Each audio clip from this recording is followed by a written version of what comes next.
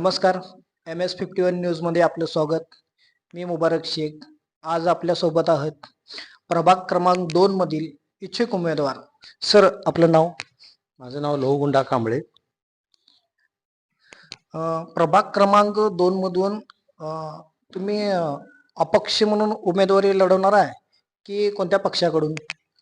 मी महाविकास आघाडीमध्ये प्रयत्न केला होता आणि अजून चालूच आहे.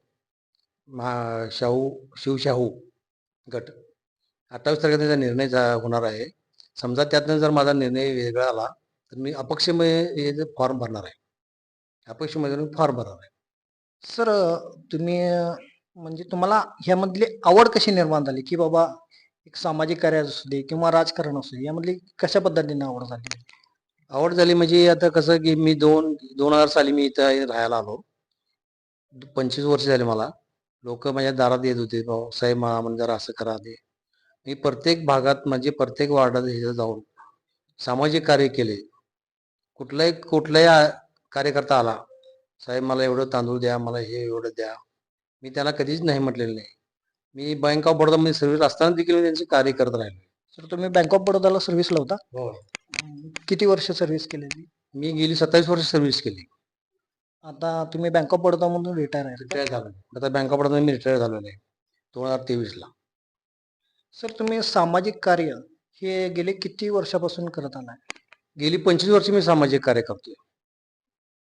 गेली 25 वर्ष मी ह्यातच आहे सामाजिक कार्यामध्ये. कारण कसं आहे माहिती आहे, मला गोरगरिबांच्या कडे जास्त लक्ष आहे माझं, की बाबा त्यांची काय अडचण असेल किंवा आता कसं आता हळूहळू ही महागाई वाढत चालली आहे, मग त्यांना आधार दिलं पाहिजे.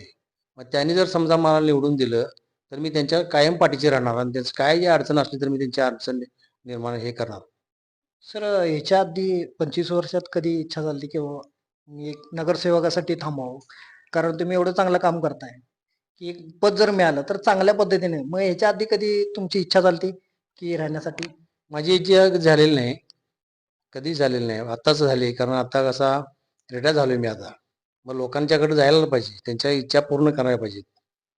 सर, प्रभागामधले लोकांची अशी काही मागणी की तुम्ही आता तुमचं एवढं चांगलं काम आहे प्रभागामध्ये की एकेकांची इच्छा असते की सर तुम्ही जर थांबला, निवडून जर आला तर आणि चांगल्या पद्धतीने काम, मग तसं लोकांचा वगैरे काय तसा पाठिंबा?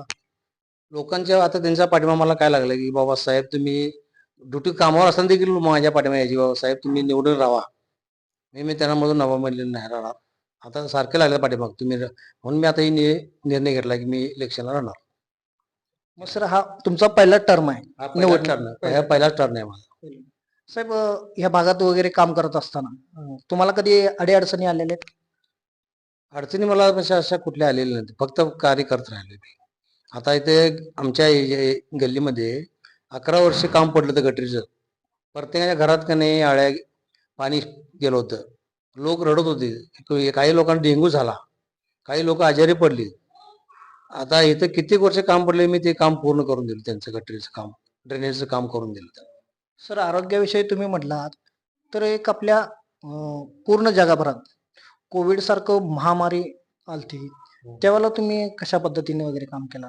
कोविडच्या काळामध्ये मी घरोघरी जाऊन अन्नधान्य वाटलं. इथं माणुसकी फाउंडेशन आहे, त्यांना देखील मी ते आले की दारात मला साहेब मला एवढं द्या, त्यांना मी भयानक हे केलं. मी कधीच त्यांना नाही म्हटलेलं नाही. हॉस्पिटलमध्ये जाऊन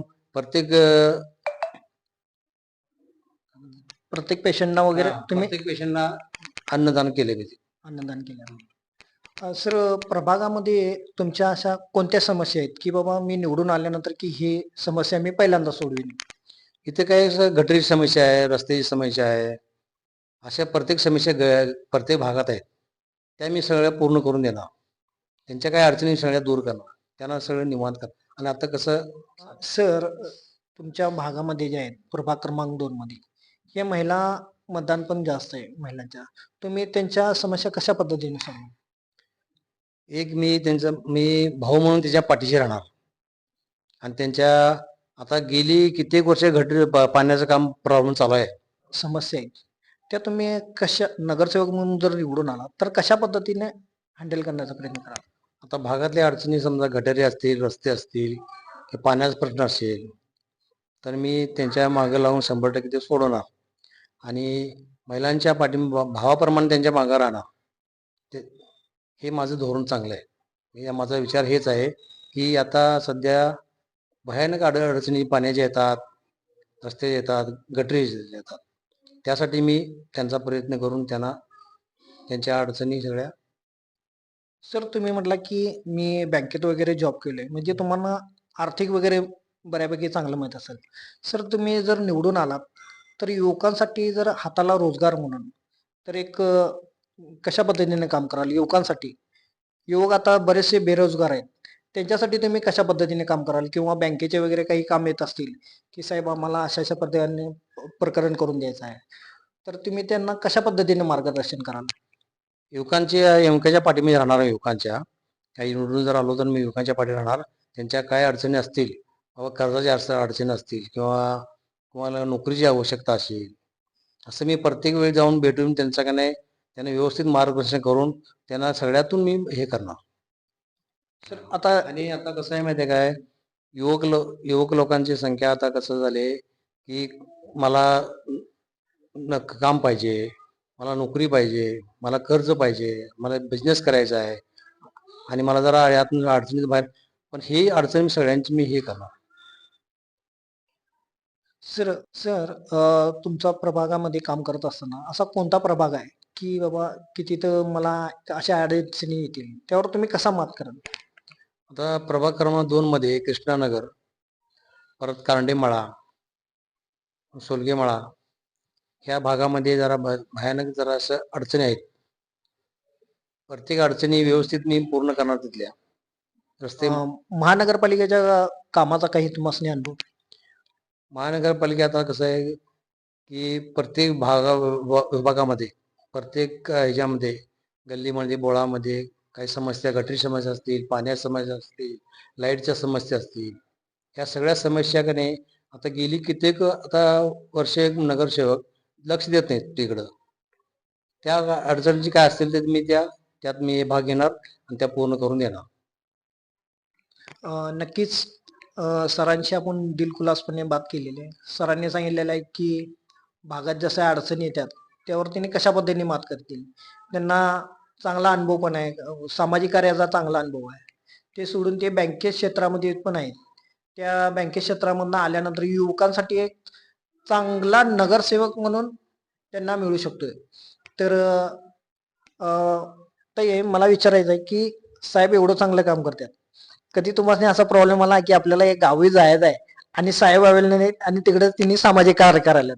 कधीच प्रॉब्लेम आला नाही मला आणि यांची कामं बघूनच आम्ही बाहेर जायचं असं ठरवलं. वाटलं नाही की साहेब आता हा मला इकडे जायचं आहे आणि साहेब बरोबर सामाजिक कार्यक्रमात अडकल्यात? नाही, मी त्यांना जावं म्हणून सांगतो, तुम्ही ते काम करा मग नंतर जाऊया आपण, असं विचार करतोय. म्हणजे तुम्हाला पण आवडते की बाबा साहेबांनी चांगलं सामाजिक कार्य केलेलं आवडते? आवडते. आणि जर साहेब जर निवडून आले तर मग आणखीन जरा लोड वाढणार आहे. मग त्यावेळेला तुम्ही कशा पद्धतीने साथ देणार साहेबांची? आम्ही मी साथ पहिल्यापासून देत आले ना, आता जर निवडून आले तरी मी भरपूर साथ देणार त्यांना. मी भरपूर देणार साथ आणि जे काम आहे तुमचं तुम्ही करा ते, नंतर आमचं बघू. तर हे होते आपल्यासोबत लहू कांबळे, प्रभाग क्रमांक 2 मधून इच्छुक उमेदवार, अपेक्षित उमेदवार. जर यांना जर संधी जर मिळाली, जर यांनी जर निवडून आले तर नक्कीच तिने या संधीचं सोनं करतील.